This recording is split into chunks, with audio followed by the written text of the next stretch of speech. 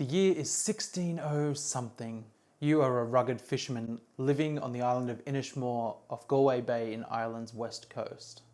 A fair maiden has employed all of her skills and put all of her hope for a beautiful marriage into producing the best life-preserving Guernsey that she can muster. Rich with a tradition that speaks to her hopefulness and affection, she uses this to show her mettle as a worthy wife.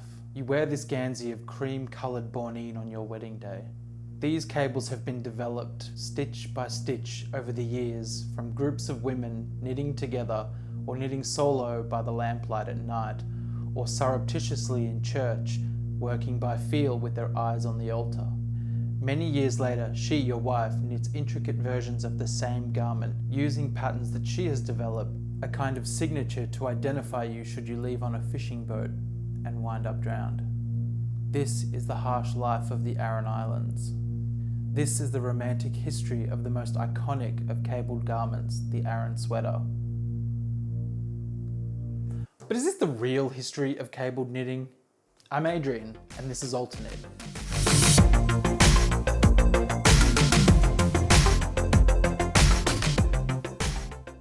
Hey everyone, it's Adrian. Welcome back to ALTERKNIT. I love cables, and I'm sure that plenty of you out there love cables too. Over the years of knitting, which has only been a few for me, I have tried my hand at so many different techniques, things that I found really interesting, and I've never really honed down to what I truly love. But lately, I have been on a cable kick that just doesn't seem to be going anywhere, and the kind of mental queue that I create of projects just includes even more and more intricate cables and bigger garments that I'd love to try my hand at. We all know the Aran sweater, and I guess some people out there are also going to know a little bit about the history, but there's a couple of versions of the history going out there as to whether or not this is truly the origin of cable knitting. And I found it quite compelling, so that's something that we're going to discuss today. I haven't forgotten about the giveaway. I'll be drawing that at the end of this episode, and let me tell you, there were a lot of entrants. Paul Reese hand wrote every name on a piece of paper, and I'll be drawing them from a bowl later on, so stay tuned for that. I've also got here the Pavo tam. It's kind of like a beanie. It's a tam. You know what a tam is, right? I talked to you about this last time. I've got the Pavo tam that I've been working on, and I'm going to show you just a row of this. Obviously, I can't show you too much of the pattern, but this is a very enjoyable little project that employs some basic cabling, although it is probably the most intricate cabling I've done. I've also made, there's some errors that they're not errors, but I just kind of want to show you and see if there's anyone out there who can maybe help me with this. It might be the yarn, it might be the needles, I don't know. Anyway, we'll go table side and have a look at that coming up shortly. But first, where did cable knitting come from? It was the Aran sweater, right? Maybe. Somewhere back in the 15th century, the seed that would grow to bear the lusciously cabled fruit of the knitting world was planted in a small but intensely rugged and picturesque chunk of the British Isles, Guernsey, which is actually a Norse word. It's the 15th century, time of War of the Roses, where houses Stark and Lannister, York and Lancaster battle it out for the Iron Throne, Throne of England. Around 15 years later, and still only halfway through the War of the Roses, King Edward IV waves a gold scepter or something and grants the Guernseymen rights to wool in order to inject some life into the textile industry. An island with a rich fishing history, the Guernseymen locals soon began using the wool to produce what would become the first iteration of the Aran sweater, but it should and does stand on its own as a marvel of knitting engineering and functionality. In a strange case of fame claiming, Mary Queen of Scots was said to have been executed whilst wearing a pair of Guernsey stockings. Oh. Almost resolutely dyed navy blue, the worsted spun yarn was woven into garments that were often painfully tight to protect the arms, necks and torsos of fishermen and their families. This garment is known as a jersey, Gansey, or simply Guernsey. The Guernseys of the early days, surprisingly, did not involve any cables at all, but rather a series of horizontal motifs made from knits and pearls. They grew from humble beginnings, favouring high and tight necklines with side gussets, and foreshortened sleeves in simple stockinette cast off at the cuff for easy rip and repair, favouring functionality over decoration, though embellishments did develop over time as less grubby and fishy versions were created to be worn as Sunday bests. Booming trade and the odd evacuation in an attempt to avoid occupation by the French or Dutch saw the humble Guernsey travel throughout the British Isles, where local styles were incorporated into the design of the body, including cabled motifs. The history frays and pills a little here, but we reckon that's probably thanks to Ireland or Scotland, unsurprisingly given the Celtic fondness for intricate knotwork. Now here's where we introduce the slightly controversial history of the Aran sweater. We discuss the romantic tales of the familial motifs used to identify the bloated corpses of drowned bodies. However, some historical accounts point to a much more mundane reality, that the world-famous Aran sweater might have started life as a variation of the Guernsey, and was eventually augmented in an attempt to commodify the garments.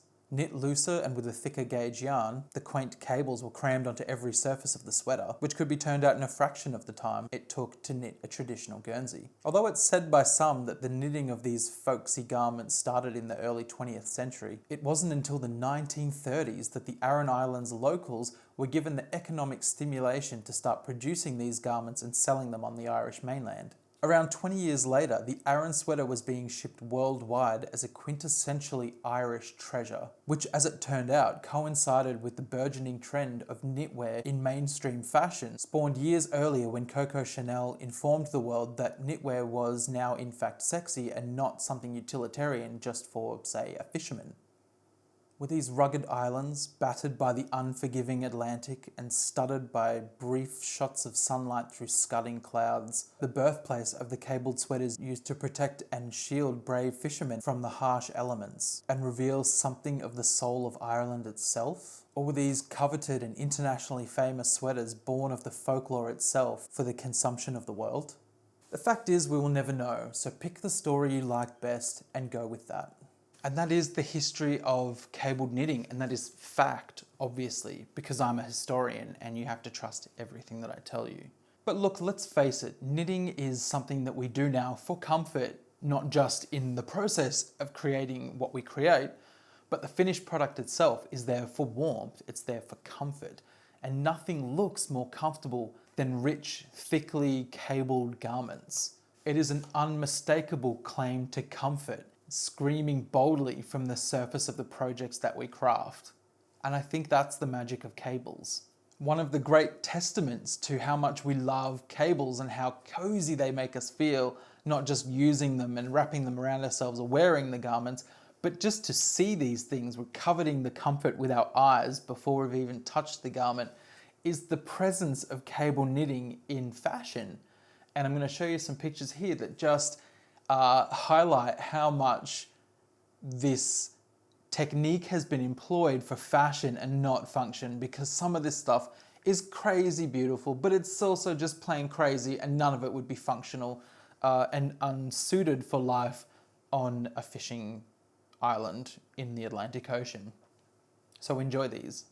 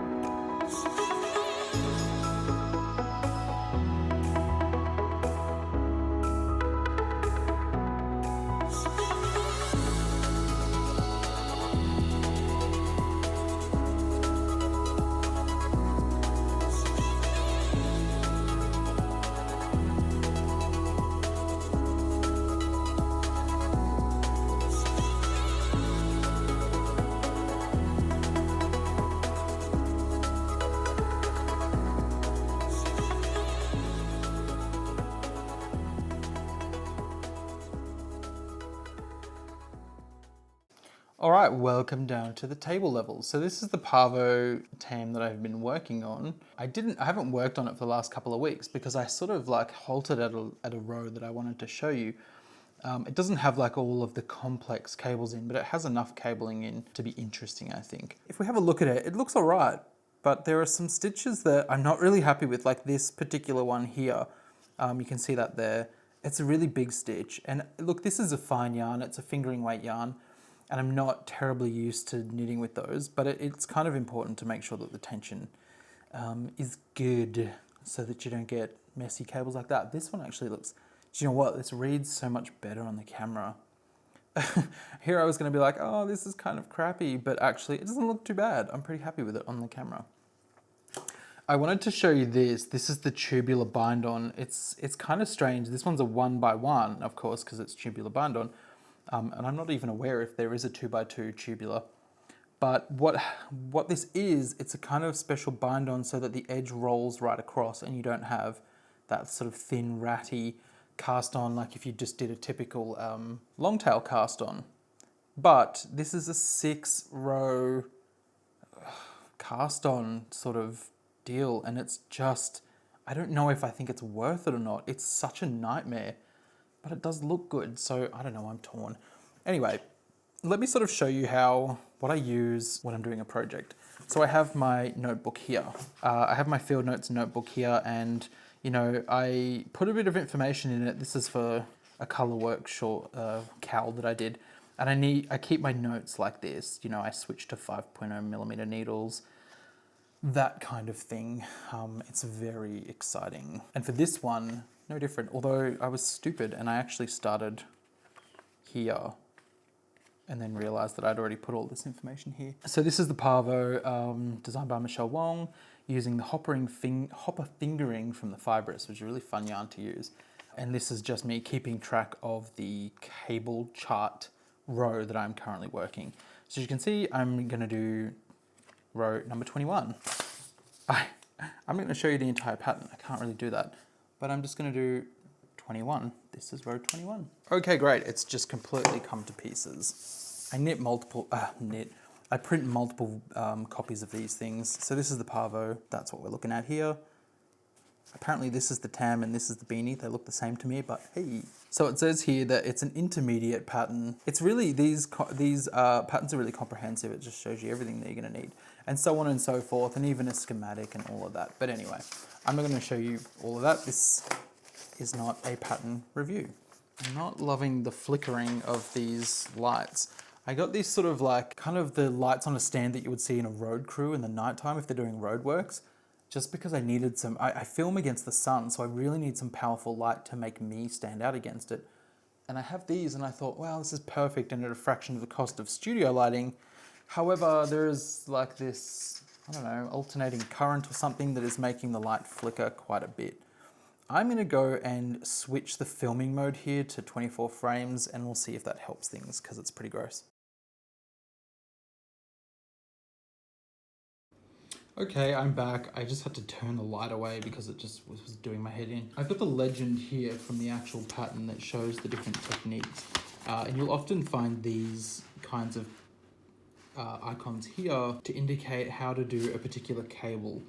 Now, a cable isn't always symmetrical. Sometimes it can be slipping one needle to a cable and knitting 2 stitches and then back or whatever. I'm going to assume that a lot of you have done cable knitting, but essentially all it is using a cable like this, or even just a short double pointed needle, and sometimes even just your own fingers, to knit stitches out of sequence. And I'll show you what that looks like in a second. To break it down here, what I'm going to do is purl 3 stitches, then I'm going to do 3 stitch left leaning cable, and this is, it doesn't say, but there's purls involved, not just knit stitches.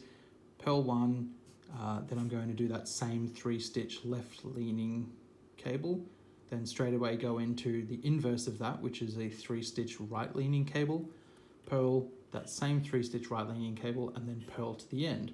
So this is a repeat section. This is not the entire row. I just start over again and continue on until the end of the row. This is how the designers draw the patterns quite often. But I'm starting here with 3 purls and ending with 5 purls.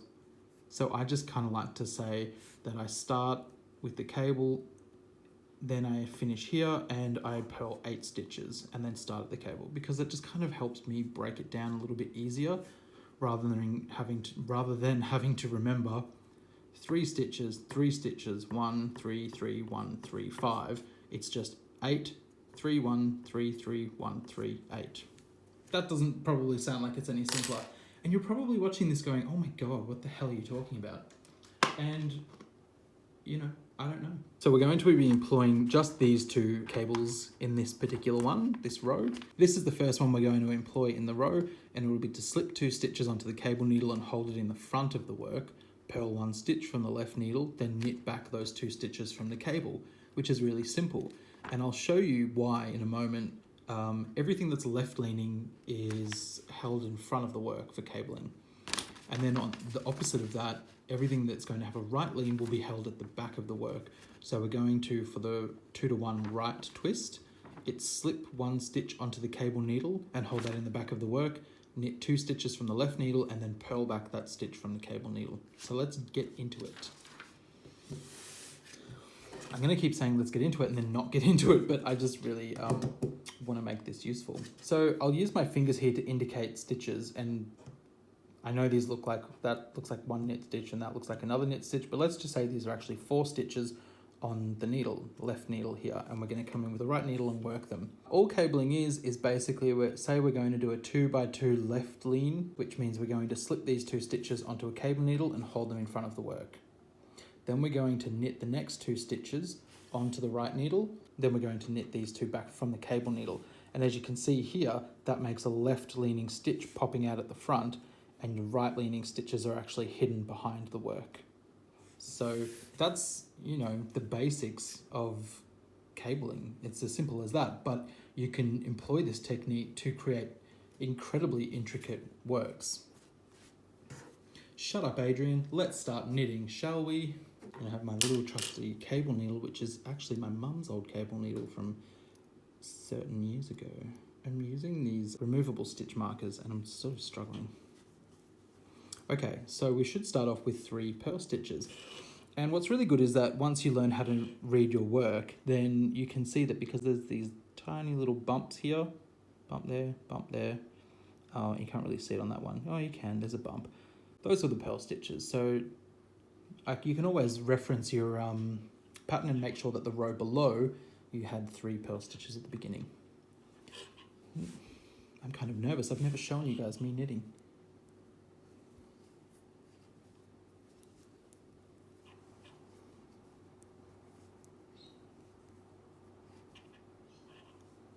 So we've got those purls. Now we're going to do a left lean cable. So, as we said, this was to slip 2 stitches. So slip 1, slip 2 stitches onto the cable. I always push it to the bump there because it holds the stitches without them falling out. Mind you, especially with something that's so loose like this and with such finer yarn, slipping does happen and the needle just falls out sometimes. Now you notice that I have my yarn in front of the work and I'm perfectly positioned to then do the next move, which is to just simply purl the next stitch. We'll get that cable out of the way. Making sure we're just wrapping the yarn around the tip of our right needle. It can get pretty tricky. I always like to give a little bit of a tug to make sure it's not too loose. Then I'm going to yarn back because the next step is to knit these 2 from the cable. So you see I just dropped my left needle.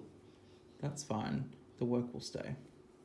And I'm simply just going to knit 2 from that needle. I think this is where my problem with loose stitches comes from. I don't know, it's the way I handle it. It's a little bit tricky. Okay, then we're just going to purl 1 stitch and we can actually see that there. All right, no, I'll keep the yarn in the front because we're going to do that exact same cable motif again. So it's simply purl 2, not purl 2, slip 2, hold to the front because we're doing a left lean, purl this 1 here. I'm trying to look at my knitting, but also make sure that I'm not like completely out of frame. So I'm just dropping the work. I do like to push the work back from the tip of the needle, let it go, and then just start working from the cable.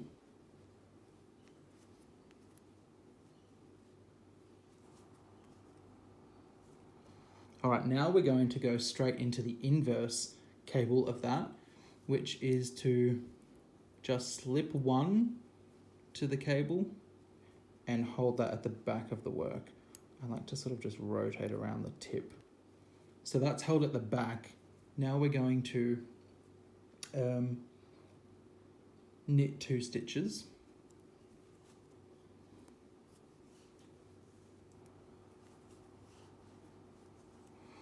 And then we're going to pick up that stitch on the cable, bring the yarn forward because we're going to purl this one.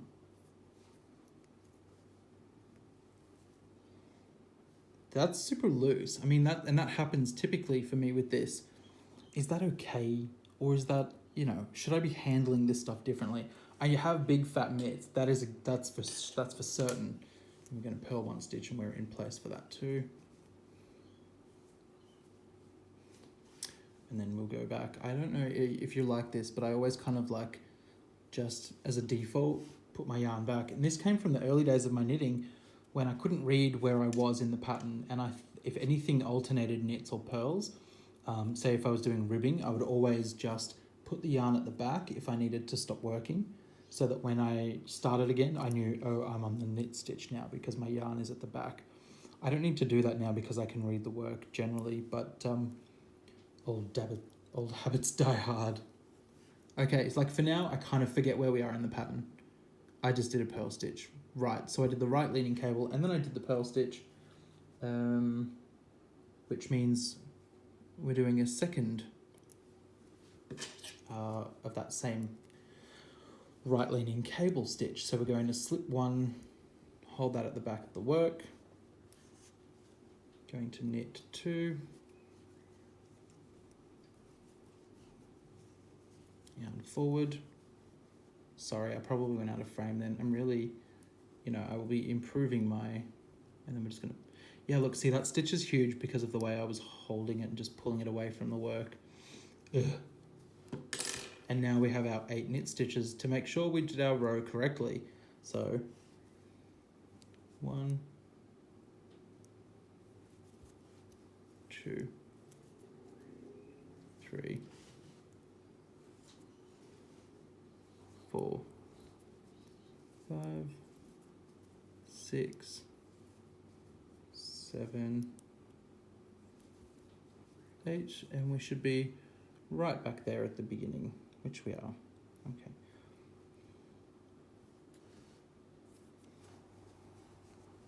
And that's the end of the repeat, not the row, of course. Oh, where's that? That's my beginning of round marker. I'm usually used to using just a ring marker. And that of course separates the work quite easily, but that was just dangling at the back there. So that's it, that's just 1 repeat. And of course we're going to start the next one now. And look, there's a ubiquitous animal hair. Oh, the animal hairs.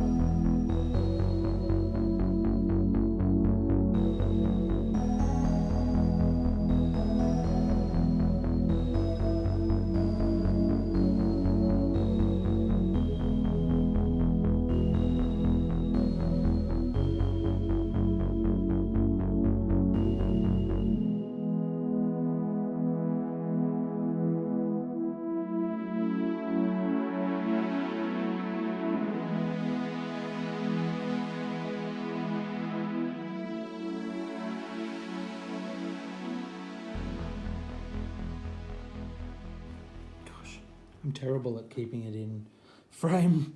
I should get like a wide angle lens for this, like a little wide angle lens attachment for this phone. But one of the nice things about being able to read the work is that, you know, you don't have to count necessarily. You just say, all right, well, I've reached the knit stitch, so that's where I need to stop. But yeah, that's essentially how you cable. It's not super difficult to have something leaning left like this, toward the left. You're holding the cable stitches in front of the work. And for something to be right leaning like this, then you just hold it at the back of the work. Sometimes you don't even need to use a cable needle. There are some people that do cabling with just their hands. And this might be that I grab 2 stitches here and hold them in the front so that they're not able to unravel whilst I purl 1 stitch, and then I can put them back on the left needle and then knit them from the left needle, and it does exactly the same job. But I'm not about that. I would prefer to use the cable needle. These are very cheap, and I believe, I don't know where I read it, but I read somewhere that you don't actually need to have the correct size, so the same size needles that you're working with. All I would say is if you're using one that is significantly smaller than the main needles, then a smaller cable may just slip straight through your work, which is the issue that I'm having here, but this is the finest cable that I have. So there you go. I mean, I didn't knit the entire row. Like I said, it would be knit a row. So let me know if you're mad about that. It's essentially was just the same thing, but with my meaty hands, working the yarn and pulling the work out of frame. So that's my mistake row. Of course, that's the one I come across. I made a little mistake with this cable here, and it's not too bad looking. See, that's what it's supposed to look like there, with all of the threads like ropes crossing over, and that's just cracking in the middle. Okay, so it is onto the draw of the competition. I'm not using any fancy random number generators this time. I am using good old pen and paper that Reese spent quite a while organizing. So let's see who is the lucky winner of the 2 skeins of yarn from the Fibrist and one of my own personal stash from Nice and Knit. It is Rebecca J. Congratulations, Rebecca J. I'm going to send you a message here on YouTube and you can respond with your mailing address and I'll send these to you pronto. And that's it. Thanks everyone for entering that competition. And you know that there will be more in the future. I'm not all about giveaways constantly because it's real expensive to send overseas. Australia is very isolated out in the middle of the ocean, but as the opportunities come up, I will definitely be doing more giveaways. It's quite funny, actually. Reese and I were going through all of the names for the giveaway, and some of them we could not pronounce. They were in totally different alphabets than we used to. And Reese was saying, what are you gonna do if you pick one of these names? And I said, oh, I'm just gonna say Rebecca J, because I had seen the name written down. But there you go, you won the competition anyway. So it was meant to be.